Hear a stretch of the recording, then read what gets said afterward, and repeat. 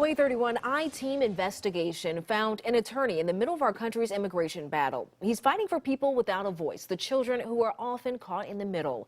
The latest statistics from the Department of Homeland Security show about 16% of green cards issued in 2016 went to children younger than 16. That's a little more than 1 million children. The government gave 3/4 of the green cards to people older than 21. Way 31's Greg Privet met one man who's working to give these minors a major voice and a path to citizenship. Inside this law office in Marshall County, the battle over immigration really hits home. A girl holding her new U.S. permanent resident card. I understand, we have to protect our borders. I get that. Brad Watson practices law with his wife in Albertville. A lot of them come from Guatemala or Mexico. We get a few from Honduras. Up to 80% of Watson and Watson's business is immigration work. 90% of that, immigrant children with an average age of 14. Watson works to help children who cross the border.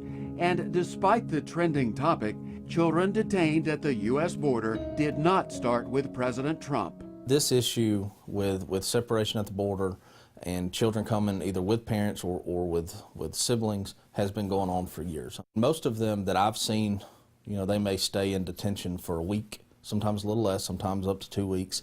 Watson & Watson focuses on cases called Special Immigrant Juvenile Status, or SIJS. Most of the firm's SIJS cases never involve parents because they stayed behind in their home countries. We've been doing them for at least 5 years, and this isn't anything new. It's just become, I guess, in the spotlight lately. SIJS is a process a child can go through to become a lawful permanent resident. That opens the door to becoming a U.S. citizen, a long path that often starts in desperation. Usually it's the poverty, such that I don't think we really see, at least in our community.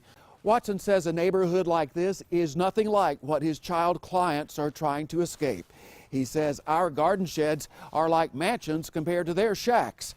No electricity, no running water, and not enough food to eat. He says the kids spend much of their time trying to scrounge up enough food simply to survive. A lot of them come here or are mostly sent here by their parents because they're not able to take care of them. Parents so hopeless, they're willing to send their children on a potentially deadly trek involving criminals, drug cartels, sex traffickers, kidnappers, and cold-blooded killers along the way. The things that they go through just to try to get here and try to better their lives is, I can't even imagine how the things they see. I know some of them don't ever make it. For the ones who do make it, another journey begins. Watson says the kids usually have someone like a cousin, uncle, or godmother waiting for them in the U.S. He says detention at the U.S. border is fully expected. They're either caught or they present themselves. They just go up, present themselves to Border Patrol or ICE, and at that point they're taken into custody. They are processed, and then if there's someone to release them to, typically they're released to someone. Safely in the U.S., the life-threatening part of their long journey is over. Once Watson's firm gets a case, one challenge remains: a ticking clock.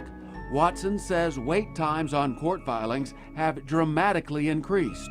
But something that could buy time for his young clients: packed dockets in an overloaded immigration court system and continuances from one court date to another. But our success rate is very, very high, almost perfect, I would say, if we have time. That's the biggest issue. To Brad Watson, his work has nothing to do with politics. Watson says he takes pride helping children have better lives. We're looking at each individual and their story and knowing that we're able to help these children. Reporting in Albertville, Greg Privet, Way 31 News. And Brad Watson says once children make it to the U.S., they face a new world of challenges. Many of them are shy. There's a new culture, a new language, and going into school sometimes for the first time could be difficult at best. Watson helps guide the kids and strongly advises them to do everything right and to stay out of trouble.